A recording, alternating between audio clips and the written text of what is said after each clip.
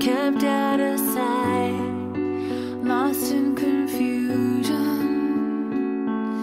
Still, I don't know why you covered your eyes. Is it just an illusion? Well, I know. No habíamos tenido una novela de Laura Esquivel desde el 2008. Desde el 2006, perdón, hace 8 años. A Lupita Le Gustaba Planchar es una novela que creo yo se debe de leer en varios niveles, tiene como distintas capas. La primera la mencionó la propia Laura Esquivel hace 3 años cuando fue invitada a la Semana Negra de Gijón. Se trata de un thriller que arranca con el asesinato de un delegado político de la Ciudad de México. En una segunda capa vamos a encontrar una crítica feroz por parte de Laura hacia las políticas sociales del mundo, pero sobre todo las políticas sociales que se están llevando a cabo ahora en nuestro país. Una crítica hacia los políticos y los funcionarios mexicanos. En un tercer nivel nos vamos a encontrar con una serie de subtextos a lo largo de la novela, en donde Laura nos plantea distintos eventos de nuestro pasado histórico antes de la llegada de la colonización española. En una cuarta capa nos vamos a encontrar naturalmente a este personaje tan peculiar que es Lupita. Lupita, que es una protagonista que no tiene nada que ver con las protagonistas de las novelas que se están escribiendo hoy en día. Lupita no es guapa, rica, exitosa, flaca, rubia, etcétera. Lupita es un personaje lleno de contradicciones, lleno de defectos, y por eso a lo largo de la novela vamos a irnos identificando con esta Lupita. Nosotros hemos puesto en la cuarta de forros, al final todos somos un poco Lupita, pero no pusimos a merced de nuestros políticos y nuestras nuevas leyes políticas.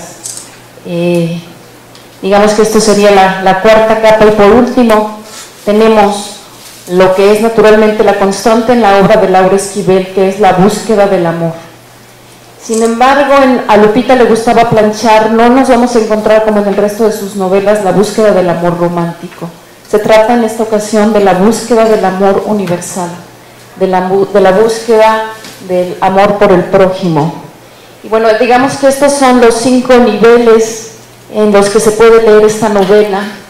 Y antes de pasarle el micrófono a Laura, si es que quiere decirnos unas palabras a ustedes para comenzar las preguntas, quiero aprovechar este espacio para invitarlos a la presentación formal de A Lupita Le Gustaba Planchar, que se llevará a cabo el miércoles 4 de junio, la próxima semana, a las 7 de la noche en el Auditorio Blackberry. Esta va a ser una presentación muy especial. Bueno, contaremos con la presencia de Laura y el cineasta Santiago Pando. Habrá una lectura dramatizada por parte de la cantante, actriz y cabaretera, como le gusta llamarse a ella, Regina Orozco. Pero sobre todo vamos a tener la interpretación musical de una banda de la policía de la ciudad de Oaxaca, que tocará a la limón dos canciones con un grupo de rock llamado Los Segregados. Y aquí quiero hacer un pequeño paréntesis, porque no sé si ustedes lo sepan, Laura fue la directora del Instituto de Cultura de la Delegación de Coyoacán en el sexenio pasado, y no se dedicó a plantar arbolitos en Miguel Ángel de Quevedo ni a hacer librerías pomposas en donde no hacen falta. Laura se dedicó a trabajar con la gente más pobre de esta delegación, y entre las muchas actividades que Laura realizó, pues fue a una cárcel que está en la delegación Coyoacán. Convocó a los jóvenes que estaban ahí encarcelados. Los jóvenes hicieron sus grupos de rock, hubo un concurso, hubo un ganador de ese concurso. Hoy ese grupo ganador llamado Segregados está libre, y son nada menos que los chicos que abrieron el pasado Vive Latino, que se celebró la verdad no sé en qué ciudad, creo que fue aquí, ¿verdad? Sí.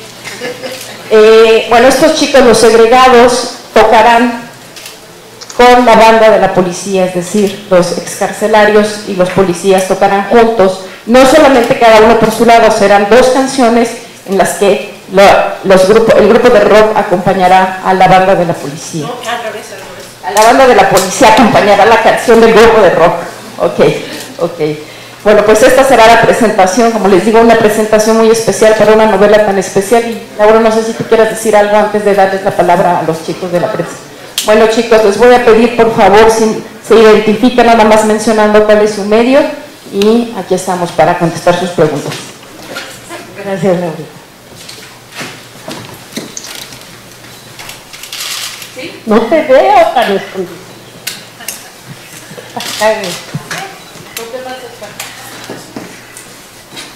No, ya.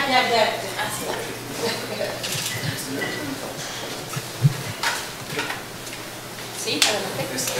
Memo Bautista, de la revista Tendencias. Me gustaría que nos contara un poco de dónde sale esta historia inmersa en una de las zonas pues, más conflictivas aquí en el Distrito Federal. ¿De dónde sale este personaje, Lupita? ¿Quién es en realidad? Bueno, Lupita representa a una población muy alta de habitantes en la Ciudad de México. Es una mujer que ha sido muy violentada, discriminada, excluida, y ella, sobre todo, a mí lo que me interesaba de ella, aparte de... Bueno, perdón por la pregunta. ¿Alguien de ustedes ya leyó la novela? Solo, ok. Bueno, sí, para no decirles quién es el asesino.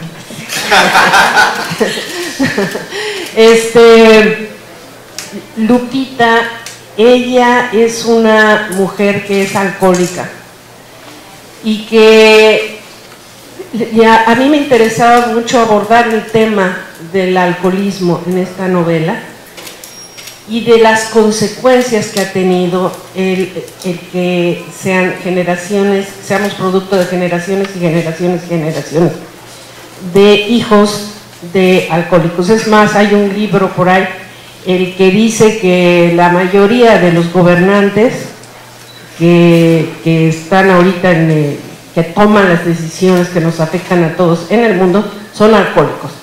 Entonces, en nuestro país, antes de la llegada de los españoles, no había este problema grave del alcoholismo en la población, simplemente porque el joven alcohólico se le mataba a garrotazos, o sea, ya se acababa el asunto. Pero todo esto tenía que ver con una cosmovisión, era con todo el pensamiento espiritual del momento, en el que ellos estaban convencidos que formaban parte de un cosmos, de un orden, que todos formábamos parte de este orden, y que uno, para funcionar de acuerdo a este orden, tenía que estar, su voluntad tenía que estar libre. Cuando uno entrega su voluntad a las drogas o al alcohol, la pierde. Entonces, por eso les decían a los jóvenes alcohólicos, decían, no, tú ya le entregaste tu voluntad a un Dios equivocado y ya no puedes funcionar, no sirves para nada dentro de este otro orden, porque ya tu voluntad no te pertenece. Entonces los mataban. A los que se les permitía beber eran los ancianos, que ya no tenían vida productiva, que ya no afectaba a la comunidad el que bebieran o no bebieran, y por otro lado también con fines rituales. Entonces, cuando llegan los españoles, a ellos sí les interesa tener una población alcoholizada, se permite el uso indiscriminado del alcohol, las pulquerías, esto, lo otro, y a partir de ahí, bueno, ustedes verán en la novela, hay toda una explicación, hay momentos en que se van dando notas que permiten que uno vaya entendiendo en qué consiste esta desconexión que tenemos en este momento entre un ser humano y otro, esta agresión profunda que hace que unos niños quieran o maten a otro niño en la escuela, esta agresión profunda que hace que bueno, no hay mayor agresión para mí que dejar de morir, dejar que alguien muera de hambre. y que no se tomen medidas para impedir esto, y que haya una violencia constante, desconexión, que no nos importa porque no sentimos que somos parte de, y desde dónde no somos parte de, por qué hemos llegado a este punto de desconexión, y cuál sería el camino para reconectar. Todo el mundo habla, ay, hay que sanar el tejido social, y hay que hacer, ¿cómo se teje? ¿Cómo se entreteje? ¿Y desde dónde? ¿Y por qué? ¿Y qué pasa cuando la voluntad de millones y millones está fracturada? Y sabemos que no vamos por buen camino, pero no podemos. Y entonces es a través de Lupita, de esta mujer, que y siguiéndola, vamos acompañando en todo un viaje fuerte, doloroso, traumático, como el que muchos de nosotros hemos tenido que atravesar. Ella va a tocar fondo y va a salir adelante y va a encontrar el camino dentro de una comunidad indígena, y ahí es donde la historia va a adquirir otro sentido. Pero bueno, ese es básicamente el personaje. Yo necesitaba un personaje así para hablar de todo esto, que creo que es muy importante, porque todo el mundo habla de cómo controlar el narcotráfico. Nadie habla de los seres humanos que están prisioneros de la adicción y del profundo dolor de aquellos que abren los ojos y tienen que anestesiarse porque no pueden soportar vivir en un mundo como el que vivimos sin el alcohol, sin su motita, digamos, o con drogas mucho más poderosas. Pero ese sería el sentido. ¿Por qué no nos preguntamos otras cosas? ¿Por qué no nos preguntamos por qué una sociedad como la norteamericana, que goza de bastante, tiene a la mano muchísimas comodidades, bienes materiales, por qué ellos no quieren gozar de ese estilo de vida y no quieren estar en su cuerpo? Porque nadie quiere estar ahí. Esas serían las preguntas. ¿Y cómo sanar esta situación social en la que estamos inmersos, y que es una crisis, yo creo que de las más fuertes que hemos tenido que pasar?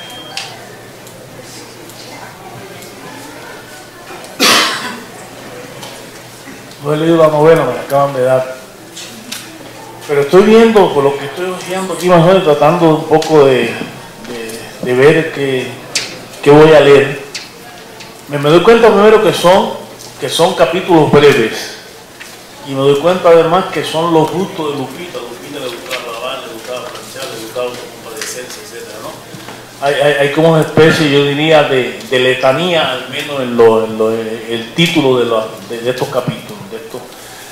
Y veo también que desde el punto de vista el punto de vista del narrador, hay como una especie de un narrador en tercera persona que está como haciendo el informe de Lupita. He leído algunos fragmentos y veo que el tono es un poco la tonalidad es precisamente utilizando la técnica del informe, incluso con ciertos retumbos, de los juegos que he leído, de crónica periodística. Pienso, por supuesto, en Agua para Chocolate, y pienso en tus otras novelas. Hay como una especie, te pregunto, de vuelta a estos orígenes después de algunas cosas que experimentaste con la cuestión de internet, la cuestión de la página web, etcétera.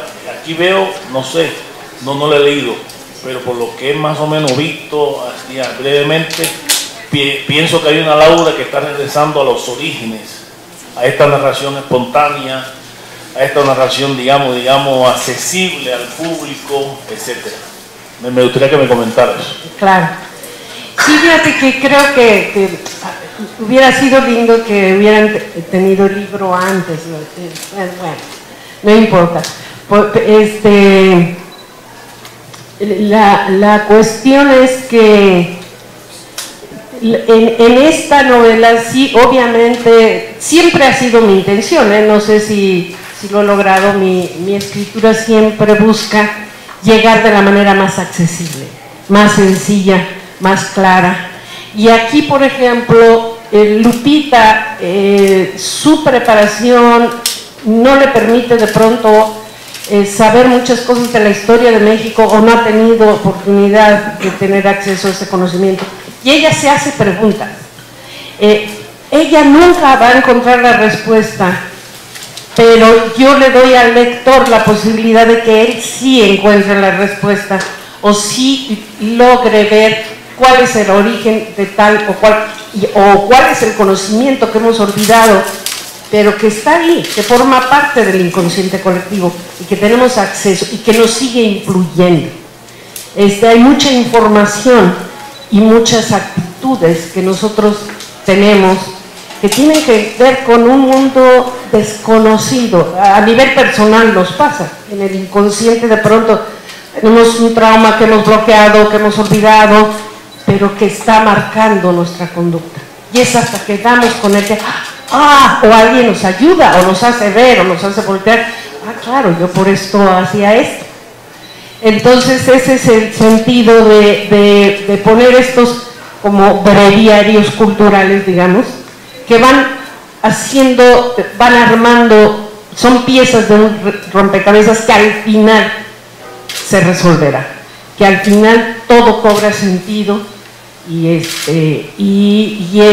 este viaje de Lupita, sí, la relación que puede tener con el origen. Dices que si yo estoy volviendo, según yo siempre he estado haciendo lo mismo, pero a lo mejor ustedes lo vivieron de otra manera, pero en esta más bien lo que sí me gustaría comentar es que sí quise ir al origen, pero no necesariamente de mi literatura ni de la historia de mi país, a un origen que nos es común a todos, que es una energía y que finalmente traspasa todas las demás diferencias o aspectos que nos separan y que nos hacen entrar en pugna unos con otros. Es cómo trascendemos la separación, la diferencia, la clasificación, cómo se le hace para integrarse al todo.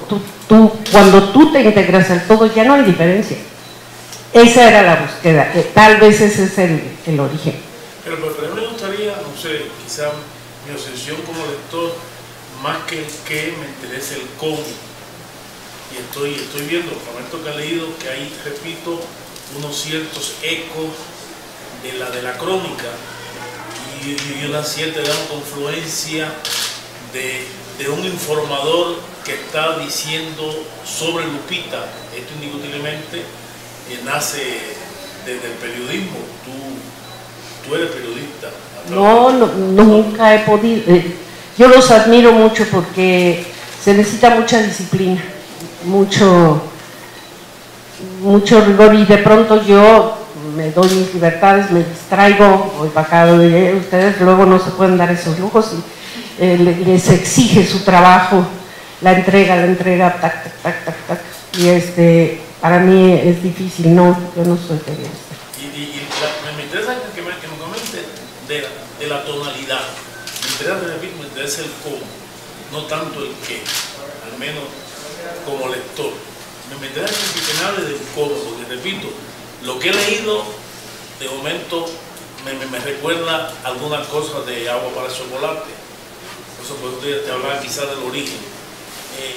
Esta tonalidad, ¿cómo la lograste? ¿La nació de manera espontánea o hubo un plan de hacer la crónica de la vida de Lupita?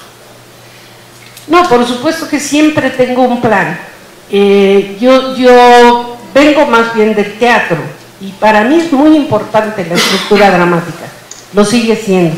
Entonces yo, para delinear un personaje, para mostrar qué es lo que yo quiero que se vea de ese personaje, entonces la pregunta aquí era, ¿cómo voy a mostrar, cómo voy a hacer claro a la gente la enfermedad emocional que carga esta persona?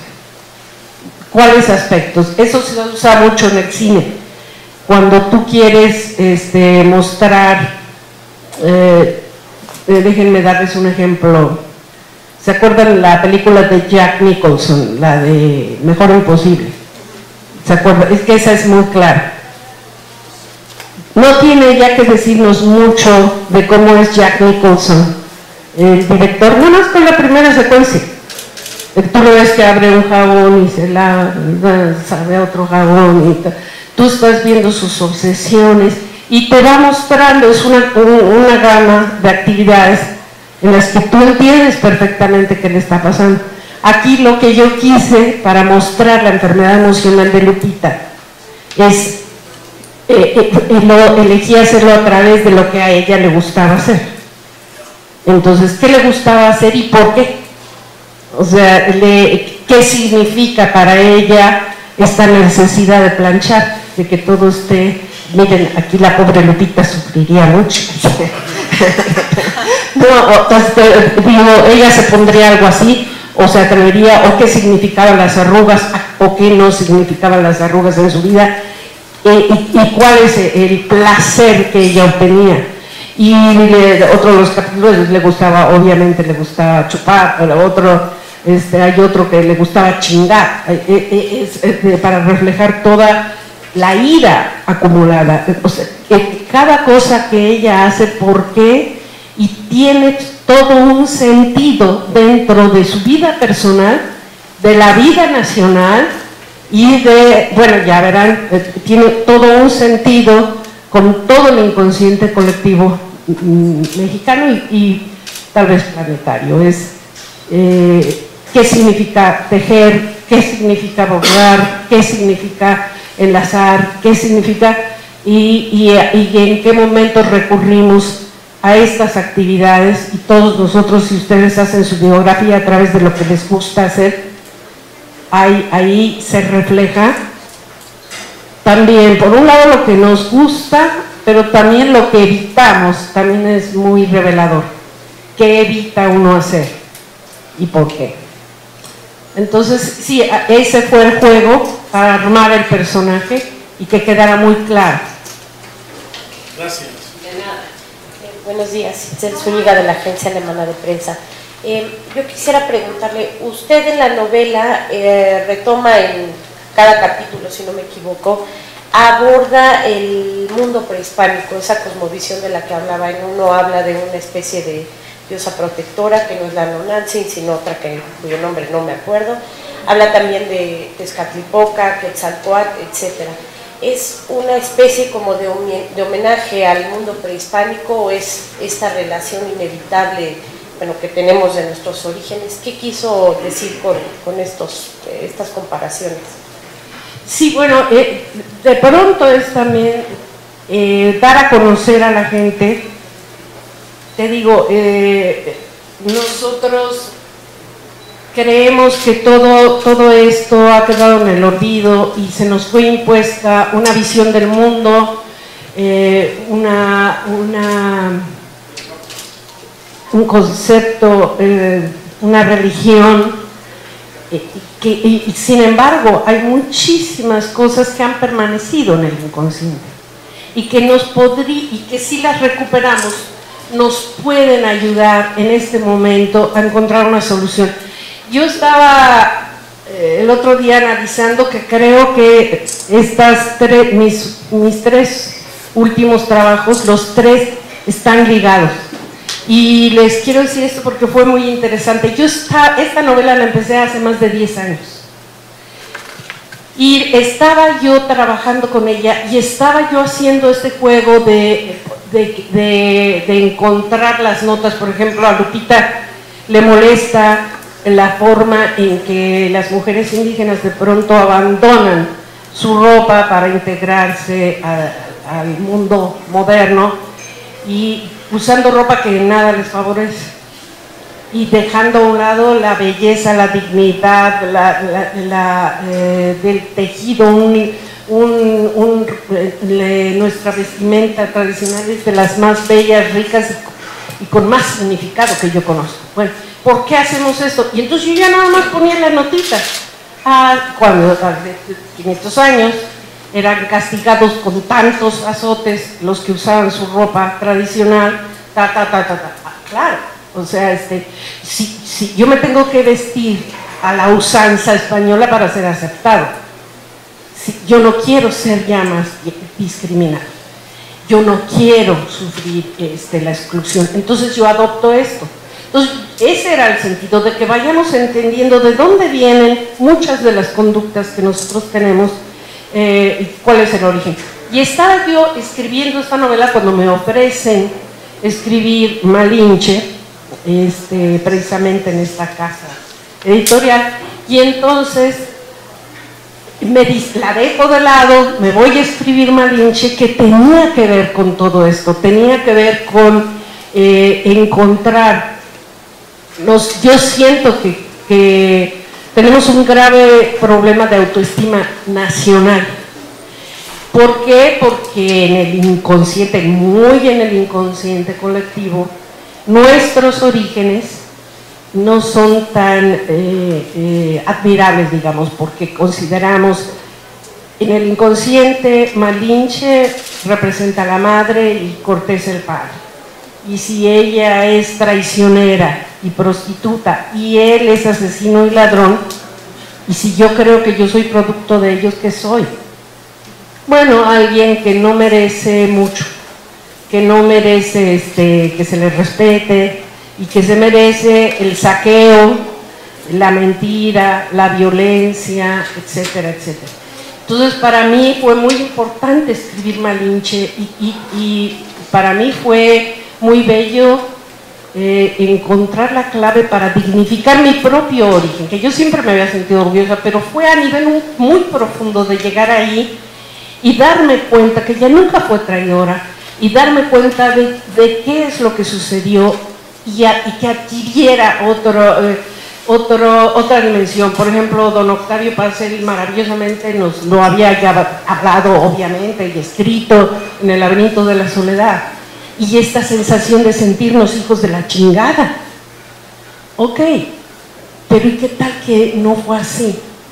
¿Qué tal que había un espíritu unificador maravilloso que quiso que aquí ya nos reuniéramos todos y que no hubiera tal diferencia y que las sangres se fundieran unas con otras? Porque aquí en el vientre de Malinche y entre muchas mujeres, en verdad nació una nueva raza, pero una nueva raza que contenía sangres de todo el mundo, porque con los españoles vinieron sangres diferentes. Entonces, ¿qué tal que yo soy producto de este espíritu que busca la unificación y que lo tengo en mí y que aquí se dio? No sé si ya se había dado antes, porque luego uno nunca sabe en la historia de lo que conocemos, del mundo que conocemos. Bueno, qué maravilla que podemos encontrar a través del conocimiento, a través de meterme en los ojos de Malinche y saber, bueno, para ella, ¿qué significaba Quetzalcóatl? Significaba la posibilidad, una imagen simbólica que nos está hablando de cómo una serpiente levanta el vuelo, cómo estos opuestos se encuentran y se liberan y se convierten en luz, que es finalmente lo que somos. Entonces, todo esto a mí me ha maravillado. Si yo me quedo en esta situación de la chingada, de la víctima, de lo que sucedió y lo cargo sobre mis espaldas, nunca va a haber liberación. Ese fue en cuanto a Malinche. Y aquí ya es retomar. Yo, después de Malinche, ahora regreso acá y es nuevamente lo mismo. Lupita va a hacer el mismo camino que de esta búsqueda, y también tenía que entrar el mundo prehispánico para que entendiéramos por qué esta búsqueda de la luz y de la oscuridad y qué significa dentro de nuestras vidas, qué significa el espejo negro, que todas estas maravillosas imágenes simbólicas de producto de nuestra cultura y de una cosmovisión, recuperarlas. ¿En qué nos puede servir? En que yo trabaje mi espejo negro. ¿Cuál es mi espejo negro? Mis miedos, mis adicciones, mi culpa, mi propia devaluación como persona. Y por cierto, aquí quiero hacer una aclaración porque uno de los capítulos hubo un error involuntario que no tuvo nada que ver directamente la editorial, pero en uno de los capítulos dice a Lupita le gustaba es autocompadecerse, que es mucho una característica de esta enfermedad emocional. Ay, pobre de mí, ay, cuántos. A ella le gustaba autocompadecerse y por un error aparece al inicio del capítulo dice autocomplacerse. Digo, y bueno, cambia un poco el sentido, pero bueno, ya la siguiente página ya está bien. La próxima edición ya saldrá correctamente, pero bueno, quería hacer esta aclaración. Pero entonces, ¿es este el sentido? Bueno, ¿para qué me sirve? No es ponerle la información por ponerla, sino porque creo que eso es lo que nos va a permitir cambiar. Tenemos que recuperar todo esto para encontrarle un nuevo sentido al momento que estamos viviendo, en el que tenemos que entender que no es a través de la fragmentación, de la separación, de los partidos políticos que también lo hacen, sino es a través de la reunificación, de la reintegración a otro orden, de el trascender todo límite y ser capaces de como decía Laurita, no solo de reconocerme en el otro, sino el de extenderme amorosamente hacia los demás. Si no logramos esto, no va a haber gran posibilidad de salir. Laura, buenos días. Jesús Alejo de Milenio. Para preguntarte sobre todo sobre la evolución y continuidad de los personajes femeninos, de las protagonistas de tus obras, de heroínas que se convierten en este caso, como nos dicen para este libro, en antiheroínas. ¿Cómo se da todo ese proceso? ¿Cuál es la búsqueda al final de la autora con ese desarrollo? Bueno, es una antiheroína de acuerdo con los parámetros establecidos incluso por Televisa. O sea, no es güera, no es flaca, no se ha operado, todo es naturalito en ella, pero no es una gente que goce de reconocimiento público. Pero ¿quién es Lupita? Bueno, como Lupita habemos millones y millones y millones que si nos diéramos cuenta de lo que en verdad somos y recuperáramos, te digo, la conexión y estableciéramos una nueva forma de vida, cambiaría la historia de Lupita y de todos. ¿Y qué tal que de pronto se dan cuenta en Televisa y su próxima protagonista y heroína va a ser una mujer, como yo comprenderé, con sus lonjitas, pero que tiene un mundo interior maravilloso? ¿Qué tal si lo logramos? ¿Qué tal si vamos dándole valor a otras cosas? ¿Qué tal si le vamos dando valor a la vida misma, a la siembra, a la tierra, al agua, a todo lo que en verdad tiene valor? ¿Qué tal si lo logramos? ¿Qué tal si nos vamos convirtiendo y vamos escribiendo nuestra historia de otra manera? ¿Qué es lo que he hecho desde el principio? Tita, en Como Agua para el Chocolate, ella era un objeto del deseo de la mamá y se convierte en sujeto. Bueno, Lupita igual, aquí es una víctima de un sistema y de pronto ella va a convertirse en una real protagonista y un agente de cambio real, verdadero, y creo que eso es lo importante, el hablar no es solo de género, sino tomo estos personajes porque me siento muy cercana, obviamente, pero creo que es ir mucho más allá del género. Por ejemplo, Mamá Elena es mujer, pero ella representa en Como Agua para el Chocolate toda la estructura de un mundo masculino. Es nada más, también Lupita al inicio de la novela representa toda esta decadencia de un mundo masculino. Buenos días, Fernanda Quiroz de W Radio.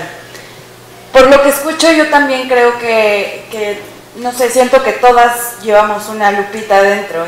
Y también como que lo vinculo un poco con AA, o mucho. ¿Qué tan vinculado está a Alcohólicos Anónimos y a todos estos grupos anónimos en los que pues se da esta regeneración, ¿no? Este volver al origen para curar todas las heridas emocionales que no solo se generaron en esta vida, sino que han venido arrastrándose en generaciones atrás? Eso, y también quisiera saber si el nombre de Lupita viene por ese regreso al origen, por ser Lupita un nombre tan mexicano. Sí, claro. Primero vamos a lo del alcoholismo. Sí, he estado cerca con gente muy querida dentro de mi familia que ha tenido este tipo de problema. Yo a nivel personal no, pero sí tengo mis adicciones, las confieso públicamente. Soy adicta al chocolate, soy adicta a los carbohidratos, todos tenemos adicciones, algunos se nos notan, otros no, pero no hay quien no busque un satisfactor, sentirse un poco mejor. Pero tenemos un amigo muy querido que dice, no, lo único que te alivia es finalmente cuando te vuelves adicto a Dios. Él dice a Dios, pero no en el sentido religioso, sino en este sentido de encontrar esta reunificación real, donde yo me uno con todo el mundo, donde me doy cuenta de que es mentira que necesite comer la donita. O sea, yo estoy buscando algo más. Como es mentira que estemos buscando en verdad encontrar la paz y la felicidad con un coche nuevo o con el nuevo celular. No, estamos buscando algo más. ¿Qué es precisamente esta búsqueda atrás del producto, atrás del consumismo, atrás de todo esto? Lo que queremos es, oigan, espérense, yo quiero sentir esta energía incluyente, amorosa, quiero sentirme parte de todos. Entonces sí hay, ¿en qué momento te rindes ante un poder superior? Como tú le quieras llamar. ¿Qué tiene que pasar para que yo me rinda? Para que yo entienda que no soy yo con esta enorme soberbia de pronto que no puede tener, soy yo y estoy sola o yo he dañado tremendamente, irremediablemente a alguien, o me han dañado irremediablemente. Cuando tú te das cuenta que no es así, que lo que somos una energía en constante cambio, en constante transformación, y es mentira que algo, por ejemplo, alguien te dañe, te puede haber dañado momentáneamente, pero tú has seguido transformándote. Bueno, les voy a dar un ejemplo. ¿Qué tanto tiempo tenemos, mi Laurita? Porque de pronto me estoy colgando. Bueno, hace un tiempo me invitaron a un experimento que hizo el diario El País, que fue muy bonito, en el que llevaron a escritores a zonas de conflicto a escribir una nota periodística, pero desde el punto de vista de un escritor, no como periodista. Fue bellísimo ese experimento. A mí me llevaron a hablar sobre la violencia sexual en contra de las mujeres en Guatemala. Y cuando me lo propusieron les dije, ¿saben qué? No sé si yo sea la indicada, porque si lo que quieren es que yo haga una nota de denuncia, no me interesa. A mí me gustaría, si no puedo dejar una salida, no me gusta reafirmar el horror por reafirmar el horror. Atrás de eso, ¿qué hay? ¿Y cuál sería la salida? Entonces, me lo permitieron. Si les interesa, búsquenla, esa nota, allá está en el internet, este artículo. Pero a mí me impresionó mucho, uno de los casos que más me impresionó fue el de una niña que tenía 12 años, la violaron, ella vivía en la sierra, y llegaron, la violaron enfrente de dos hermanos, uno de 4 años y otro de 6, a los que amordazaron y amarraron. Y bueno, cuando llegué la psicóloga me dijo, bueno, ella no va a hablar de lo que no ni le quiero preguntar, o sea, válgame Dios. Bueno, total que nos pusimos a hablar y entonces la forma que yo encontré en tratar, yo dije, ¿qué le puedo aportar que le sea de utilidad a esta niña? Entonces empezamos a hablar y le digo, oye, ¿qué quieres estudiar? Dice, yo quiero ser doctora cuando sea grande. Y le digo, ay, fíjate, yo también quería ser doctora, pero no pude, pero fui educadora y fui muy feliz, pero porque uno de pronto no puede siempre hacer lo que uno quiere, pero por las circunstancias, en este caso en mi familia, económicas. Digo, pero, porque las cosas van cambiando, y ahí se me ocurrió, le digo, todo cambia, todo va cambiando. Le digo, fíjate, ¿tú ves esta uña que tengo? Me dice, sí. Le digo, hace 2 meses no la tenía, porque va saliendo, le digo, se nos va cayendo el cabello, pero va saliendo, bueno, no siempre, ¿verdad? Ya de pronto, pero digo, normalmente se te regenera. Le digo, tu cuerpo que tienes va a seguir cambiando. En 7 años vas a tener un cuerpo totalmente nuevo, porque es lo que toma, y ahora ya los nuevos descubrimientos dicen que incluso las neuronas se regeneran. Antes decían que no, todo se regenera, y con cada exhalación nos salen pedacitos de corazón, de estómago, todo lo vamos regenerando. Yo le digo, tú vas a tener un cuerpo nuevo. No tienen idea la mirada de esa niña. De pronto dijo, wow, yo voy a tener un cuerpo que nadie ha violentado en 7 años. Y entonces seguimos hablando, le digo, lo único que de pronto permanece es la memoria, pero uno elige qué recordar. Esa también la puedes controlar. Digo, yo hoy puedo acordarme de este día como el día en que te fui a recoger, porque fuimos por ellos a la sierra, por ella y su mamá, y de regreso nos tocó ver cómo mataban, era una zona de maras, y nos tocó ver cómo mataban a un tipo que no quiso pagar la cuota en un camión. Yo puedo recordar este día como el día que te conocí y vi tu luz, o como el día que vi cómo mataban al tipo. Yo prefiero acordarme de este día como el día que te conocí. Y de nuevo hizo unos ojitos muy lindos, y total que bueno, seguimos platicando muy lindo, y al final, y ya le digo, ¿me quieres platicar algo más? Me dice, sí, te quiero decir que yo fui el primer lugar en mi grupo. Acababa de terminar la primaria. Digo, ¿y te das cuenta que eso nadie te lo toca? Me dijo, sí. Pero con una seguridad. Bueno, luego me mandó ya, cuando llegué a México, me mandó una carta increíble esta niña. Y creo que ese es el sentido de cómo podemos, o de qué hablar, o por qué hablar, o de qué manera darle a alguien otra visión, cómo hacer que voltee y que vea otro aspecto que le ayude a sanar, que le ayude a encontrar que hay algo más que ese daño, que eso es lo que te permite de pronto ponerte en contacto con una energía que está más allá, que nos permite esta regeneración, esta transformación, este contacto, este rendirme, y no es un problema simplemente del cuerpo, es algo más allá que tiene que ver con el espíritu. Ay, Lupita.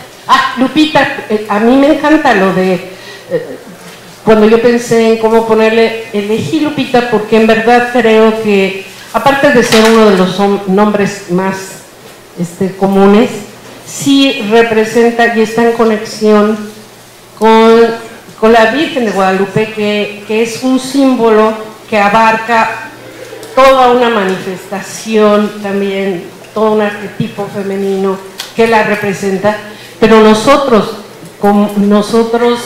mediante este símbolo, realmente nosotros primero fuimos guadalupanos que mexicanos. Ella se aparece muy temprano, se aparece o la aparece, a mí no me interesa. El chiste es que lo que ella logra es esta reunificación y este sentimiento de lo que somos, y por eso me gustó ponerle Lupita. Hola, Laura.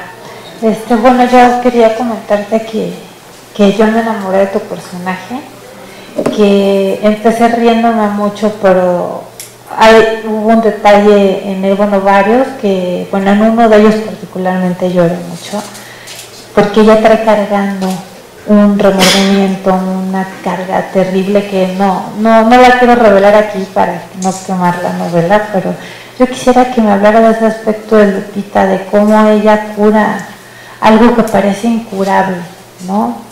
Y cómo lo sana también. Bueno, al final de la novela de alguna forma lo resuelve. Sí, yo creo que este dolor creo que ha de ser uno de los dolores más fuertes, ¿no?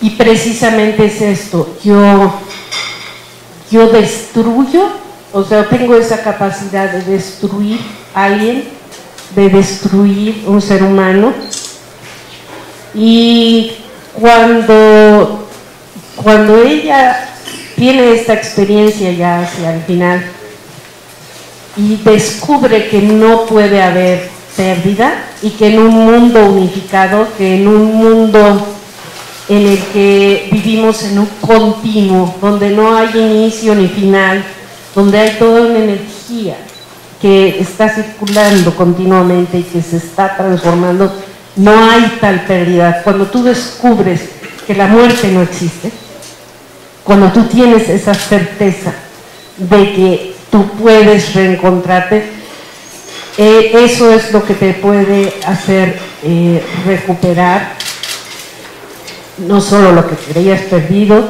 sino te puede dar paz y te quita esa culpa de en medio. ¿Y cómo se le hace, cómo se recupera? O cómo podemos poner, por eso también me interesaba ir a este pasado prehispánico, a esta noción del tiempo circular, a esta noción donde la muerte no es real y donde uno puede experimentar precisamente esto, el presente. Los científicos ahora me encantan porque ellos nos explican muy bien que el único tiempo real es este, y que no hay pérdida y que no hay pasado y que no hay muerte ni futuro. Entonces eso es increíble que a través de la ciencia estemos también recuperando todo esto que ya sabían nuestros antepasados y que lo ponían en práctica y que les permitían organizarse de otra manera. Entonces eso es lo que tenemos que, cómo me reestructuro primero y cómo libero esa culpa tan enorme y ese peso de haber acabado con una posibilidad, que nunca esa posibilidad es tuya, porque en un mundo unificado tú y yo somos lo mismo y todos somos lo mismo y nunca puede haber pérdida. El hijo y la madre son lo mismo y no puede haber pérdida.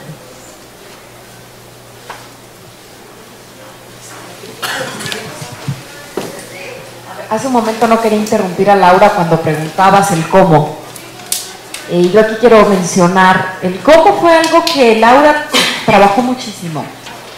Esta es una novela muy corta, como ustedes ven, aparentemente muy sencilla, pero que tiene un trabajo de 10 años. Laura hace una literatura en la que intenta que entren todos los lectores. Cuando revisando la novela yo le decía a Laura, ¿y por qué no desarrollamos por aquí más, para ponerle más paginitas al libro? Laura me decía, quiero que esto lo pueda leer cualquier persona. Y les cuento que algo que me encanta es que la chica que asiste en mi casa, la que cuida a mi hija, que es una chica de 17 años, está leyendo la novela. Y yo le digo siempre, cuando encuentres algo que no entiendes, pregúntame, Lupita, porque además se llama Lupita también. Lupita, pregúntame algo. No, señora, sí estoy entendiendo todo. Entonces, realmente yo estoy viviendo en lo que Laura se planteó una vez como objetivo y que fuera una novela que pudiera leer cualquier persona. Ese es el cómo. Hay mucho trabajo, hay mucha depuración para llegar a un libro de menos de 200 páginas con tanto contenido, con tanta carga, pero que se lee de manera muy, muy sencilla. Por otro lado, quiero mencionarles, la vez pasada que tuvimos una rueda de prensa aquí en este mismo sitio con Laura, creo que fue hace un par de años, les contaba que, bueno, que ya teníamos toda la obra de Laura Esquivel en suma, en punto de lectura, y que íbamos a hacer por fin realidad uno de los sueños que Laura tuvo cuando escribió La Ley del Amor, que era unificar en un solo libro música, movimiento y literatura. Y quiero decirles que ya tenemos esa edición enriquecida, una edición digital enriquecida de La Ley del Amor, que contiene la música, que contiene movimiento en la parte de la obra gráfica, de la novela gráfica, y que cuando ustedes estén leyendo el libro en su dispositivo, pues van a poder acceder a todo esto que Laura en su momento pues tuvo que poner en papel, en un CD que decía, ahora pon la canción tal, ahora lee tal. Bueno, ahora ya está unificado y no sé si podemos tener una pruebita para ver de qué está. ¿Sí la podemos tener o no? Sí. Para ver de qué estamos hablando, porque yo me acuerdo que aquí mismo, cuando les anunciábamos precisamente que Laura, que volveríamos a editar toda la obra de Laura bajo los sellos de Punto de Lectura y Suma de Letras, hablamos de esta edición enriquecida que entonces comenzábamos a hacer, que bueno, aparentemente, pues cuando uno ve las cosas ya hechas, pues piensan que es muy fácil, pero ha sido un trabajo de parte de Edgar, que es nuestro editor digital, pues muy, muy arduo. Y quiero decirles que por lo menos en México solamente existen 2 novelas para adultos enriquecidas, es decir, 2 novelas digitales que más allá de ser puro texto tengan otro tipo de elementos, y una de ellas es La Ley del Amor de Laura Esquivel. Vamos a ver cómo la va a ver la gente que la compre y que la baje. Ya por fin va a poder tener unificado, pues lo que les decía, sonido e imagen y movimiento.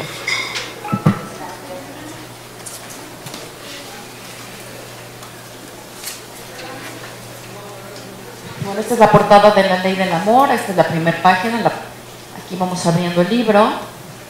Y bueno, nosotros vamos leyendo nuestro libro, pero ¿se acuerdan que antes el libro en papel todavía trae las páginas con las láminas de aquí está, mire. ¿Y la música no la tenemos? Porque además, bueno, la música, Laura se dedicó a grabar a los músicos, a las orquestas de cámara, a las cantantes de ópera para esta novela. ¿No? ¿Y si pongo el micrófono, sí? Sí. Ustedes amigos.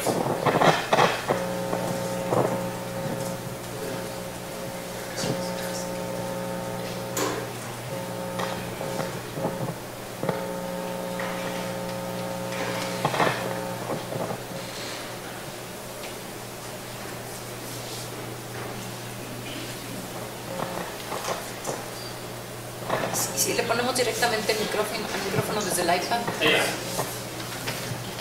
está ya.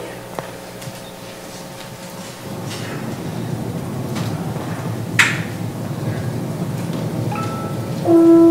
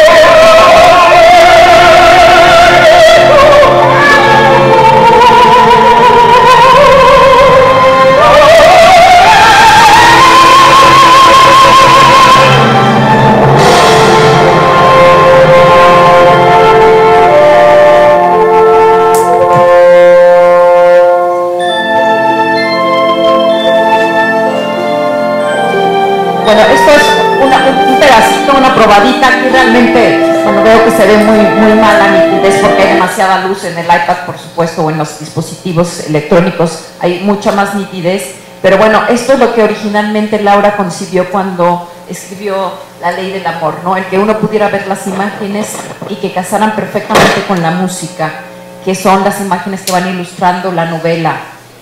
Ya por fin está palomeado ese objetivo de tener este libro como Laura lo había pensado desde un principio, hace 10 años, cuando 20, santo Dios, cuando se adelantó a todas estas nuevas tecnologías. Y bueno, yo no sé si ustedes tengan por ahí alguna otra pregunta para Laura, ¿sí? Yo sigo insistiendo en el cómo. No, mejor entonces tú dime luego cómo, porque Estoy aquí leyendo algunas cosas. Me gustaría que me comentara si estoy equivocado, pero de la novela me la leo, creo que la novela está tanto que estoy viendo que es bastante, digamos, fácil, se lee rápida la cosa. Me pregunto, hasta ahora he visto 3 perspectivas, 3 puntos de vista. Él, un narrador en tercera persona, los intertextos de esta leyenda mexicana, pero también veo que de momento el narrador en tercera persona permite que entre la primera persona y que entre Lupita hablando desde él. Son los únicos, digamos, el punto de vista del discurso narrativo, el yo que entra a partir de él y los intertextos. Sí. Ok, me lo dejo atrás.